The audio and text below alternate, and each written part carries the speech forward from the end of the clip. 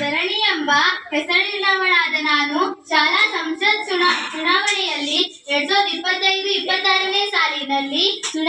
ಚುನಾಯಿತನಾಗಿದ್ದು ಶಾಲಾ ಉಪಮುಖ್ಯಮಂತ್ರಿಯಾಗಿ ಆಯ್ಕೆಯಾಗಿದ್ದು ಕಾನೂನು ಮೂಲಕ ಸ್ಥಾಪಿತವಾದ ಭಾರತದ ಸಂವಿಧಾನಕ್ಕೆ ಸತ್ಯ, ಶ್ರದ್ಧೆ ಹಾಗೂ ನಿಷ್ಠೆಯನ್ನು ಹೊಂದಿರುತ್ತೇನೆಂದು ಶಾಲೆಯ ಸಾರ್ವಭೌಮತ್ವವನ್ನು ಮತ್ತು ಅಖಂಡತೆಯನ್ನು ಎತ್ತಿ ಹಿಡಿಯುತ್ತೇನೆಂದು ಈಗ ನಾನು ಶಾಲೆಯಲ್ಲಿ ಕೈಗೊಳ್ಳುತ್ತಿರುವ ಕರ್ತವ್ಯವನ್ನು ಶ್ರದ್ಧಾಪೂರ್ವಕವಾಗಿ ನಿರ್ವಹಿಸುತ್ತೇನೆಂದು ಪ್ರಮಾಣ ವಚನ ಸ್ವೀಕರಿಸುತ್ತೇನೆ.